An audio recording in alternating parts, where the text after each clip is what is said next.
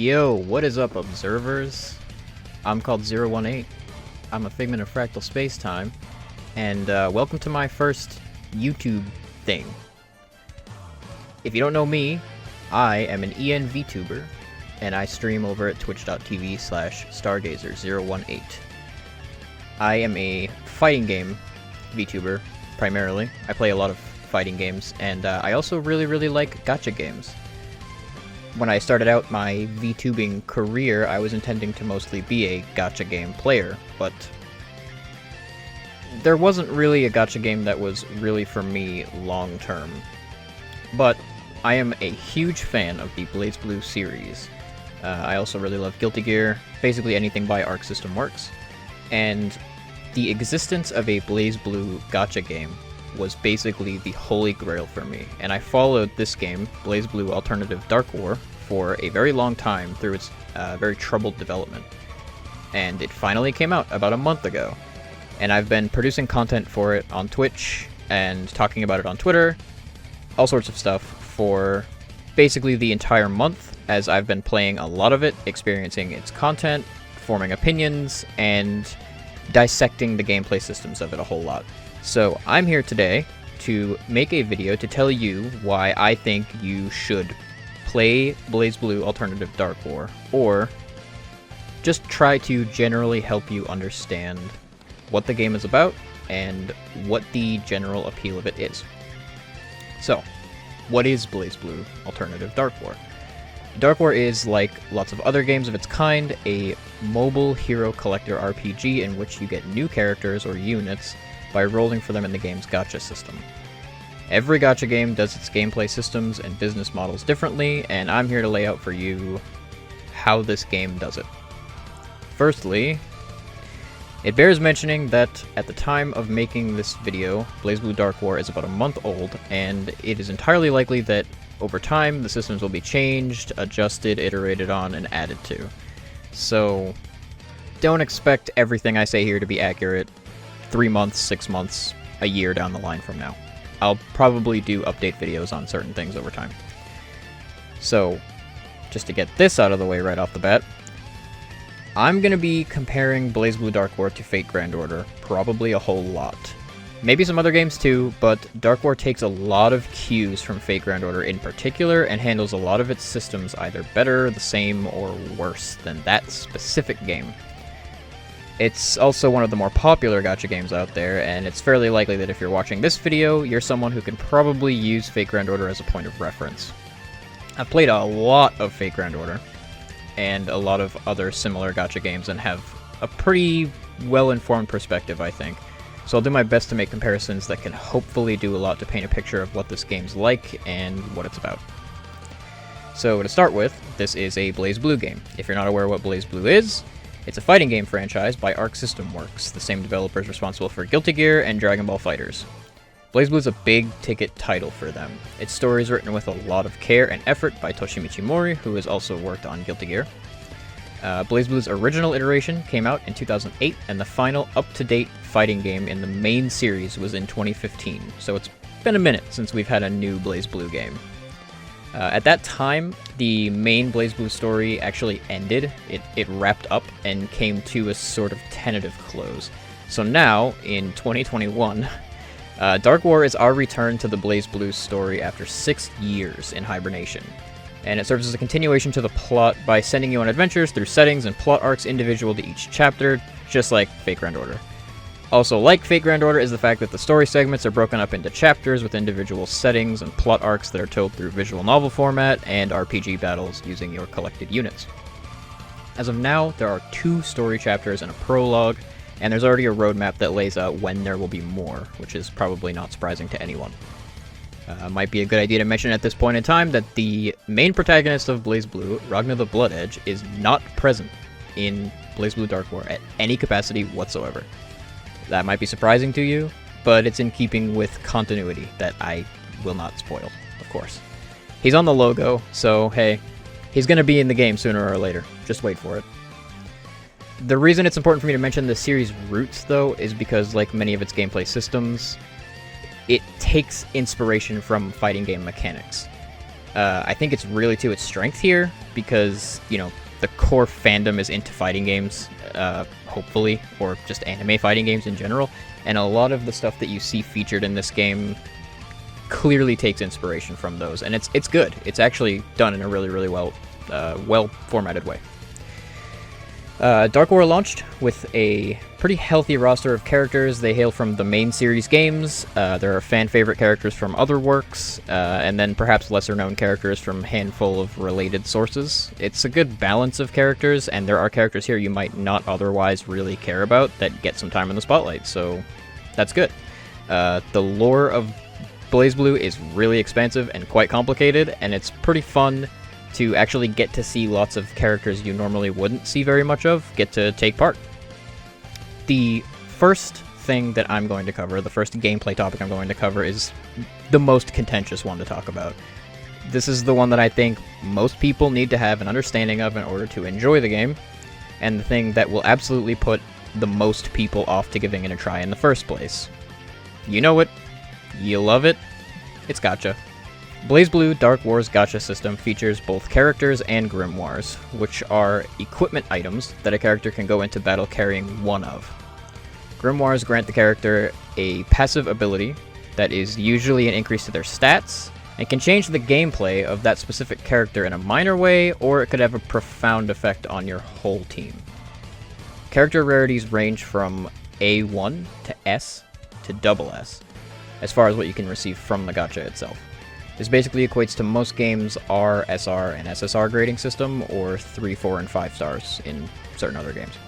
Grimoires work nominally different in that they actually do come ranging from 3 to 5 stars, with 1 and 2 star grimoires being drops from certain battle maps.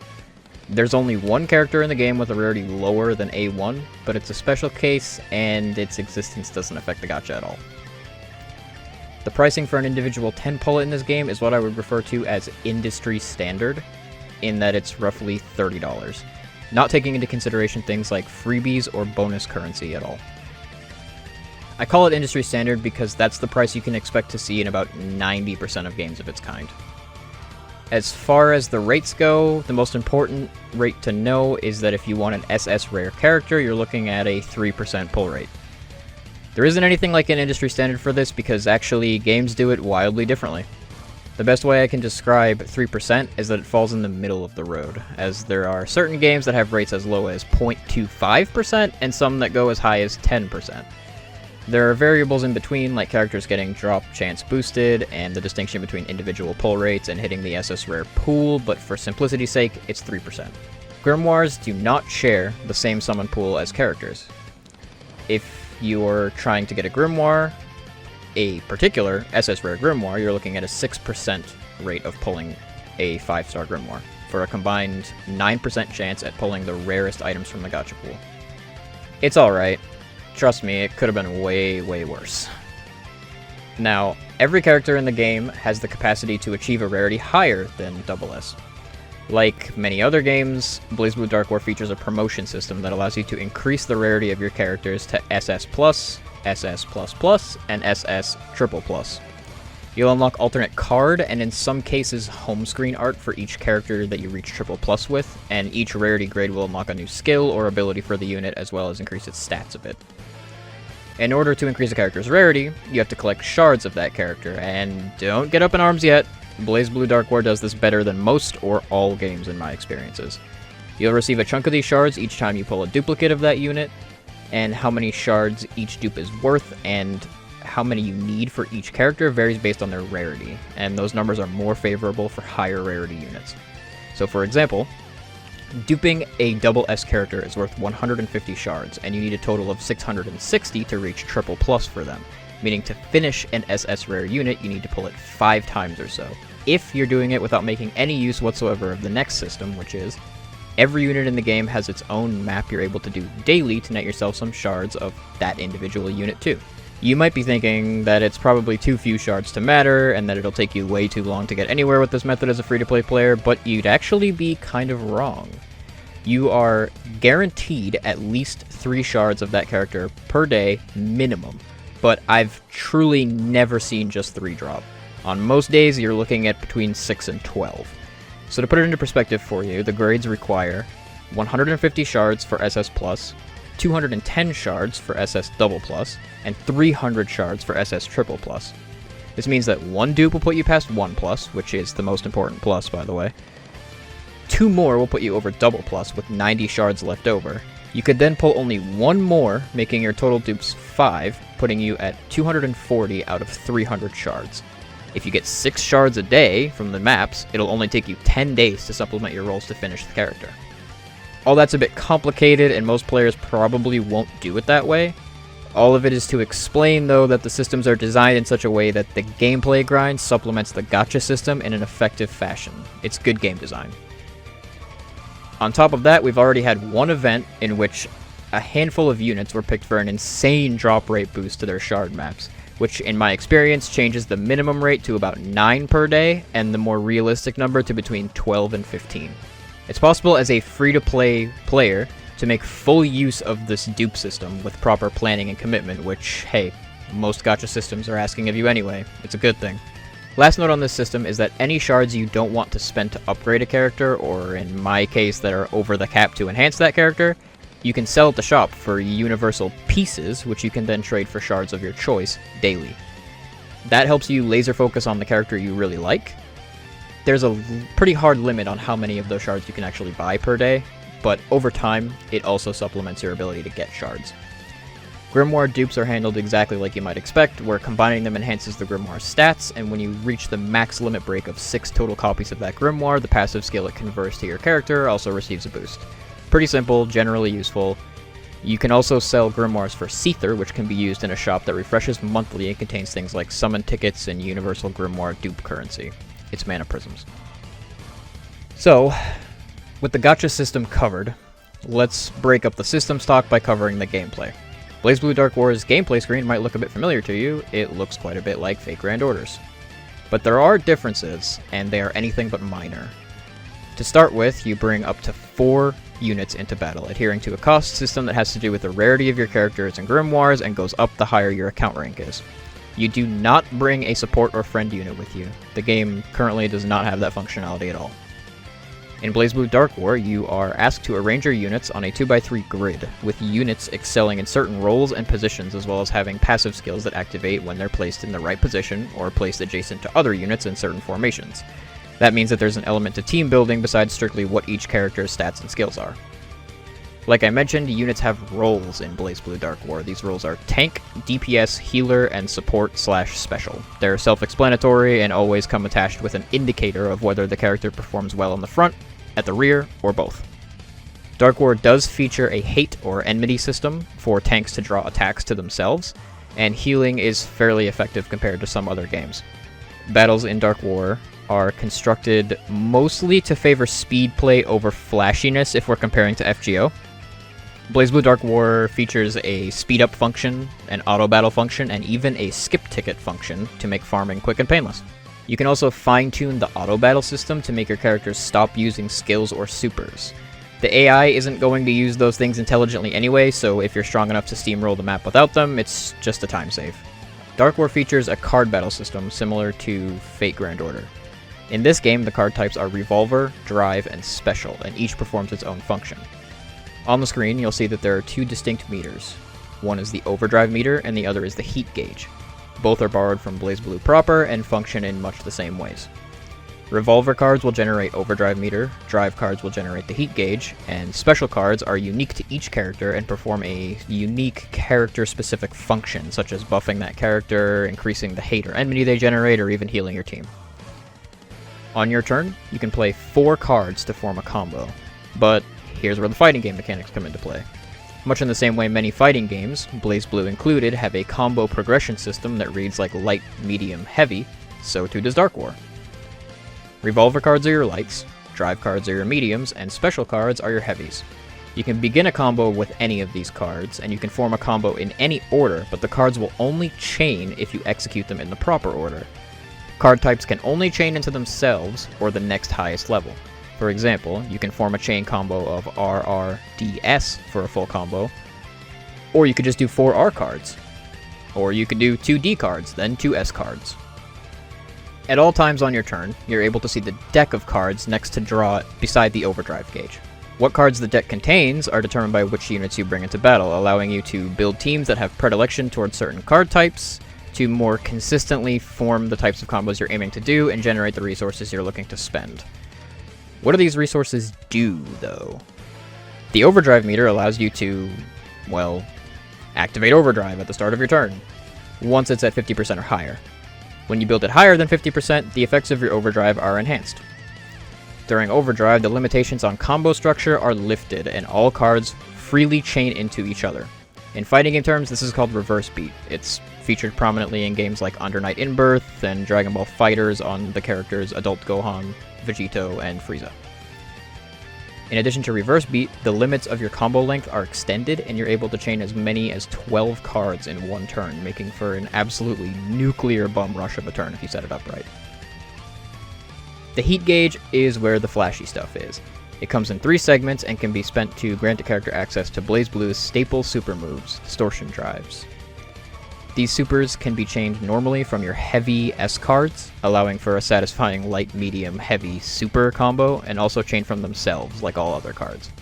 You can stock supers by saving your bar, and when you reach 3 segments, you'll gain access to a character's Astral Heat.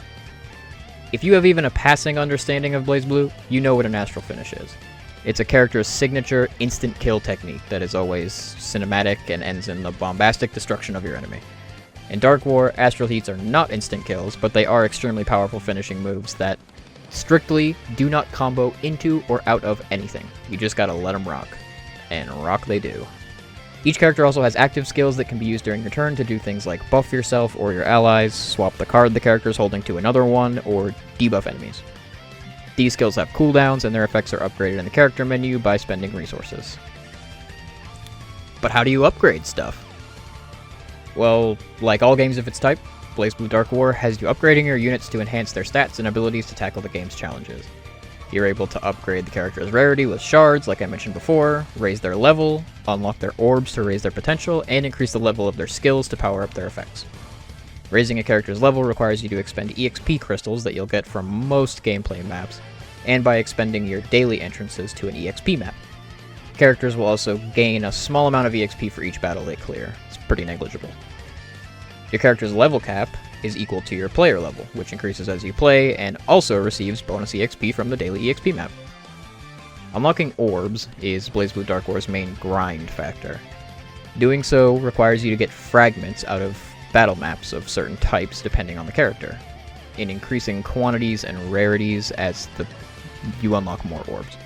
You'll have to grind for these drops, but so far the rate's pretty good. It's not tough to complete a character's orbs at current content in just a couple of days worth of stamina and map lockouts. So you're able to finish every character in the game with enough time. Unlocking orbs for a character raises the level cap of their skills, which you'll upgrade by spending P, or the game's gold or money. It drops out of basically every map in the game, and there's also a daily map for it. Events, of course, are sources of all of these materials, as well as other goodies like summon tickets and event-exclusive grimoires. Finally, the friend system in this game.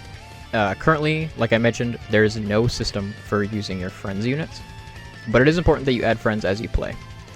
Each day at reset, you're going to get a stipend of friend points upon logging in that scales with your number of friends, allowing you to roll in the friend point gacha, where you can obtain items like EXP crystals, fragments, low rarity grimoires, and one secret bastard of a character that I alluded to earlier. Lastly, BlazBlue Dark War features one skin for its first new character since launch, S. Obtaining the skin was as simple as pulling S, then duping her once. Didn't cost any of your shards, didn't require you to do literally anything else. So far, both events that have been in the game have awarded one piece of currency that you can spend 3 of to count as a dupe of an SS character for this purpose, so unlocking past and future skins is always possible, free to play. So, hopefully, now you better understand what BlazBlue Dark War is about, what the gameplay systems are about. This is just like a basic rundown of things you can expect while playing the game. It does things similar to Fate Grand Order in some ways, and it actually improves on Fate Grand Order systems in a lot of ways as well, such as already having units in the game that can switch the card they're holding to a different card, which is something that I think Fate Grand Order needed early on, and it took a very long time to get, and still barely only sorta kinda has on limited units. BlazBlue.wiki has been an invaluable source to me while playing through this game so far. I've been aiding them by contributing character art that I've obtained by upgrading and by kind of being a little bit of a pseudo whale at this game so far. And they are compiling tons of information about this game. Translations of skills, character passives, grimoires, everything. That is the place that you should go if you need help with this game, and if you need any translations of any of the skills or characters or maps, anything. The events are always there in pretty good time. The Librarium Twitter account for the BlazBlue Wiki also is pretty timely about releasing translations of important tweets made by the BlazBlue Dark War official Twitter account. So those two things, the Twitter account and the wiki, will be linked in the description below, as well as I will have a link to my stream where, once more, I am an ENVTuber. I'm called Stargazer018, and I play fighting games, gacha games, lots of BlazBlue Dark War. I'll be producing more content for this game as time goes on, and you can help me do that by supporting me over there at Twitch, by giving a like to this video, or by subscribing, leaving me some comments, some feedback, and tell me about some things you'd like to know about this game. You can also follow me on Twitter at Stargazer018. I'm also happy to talk about Dark War there. I post funnies and stupid stuff there all the time. So, hey, hit me with a follow. If you like BlazBlue Dark War, I'm the guy that's going to be making content for you, okay? Thanks so much for watching, guys. Appreciate you. Catch you next time. Stay safe. Be good people, alright?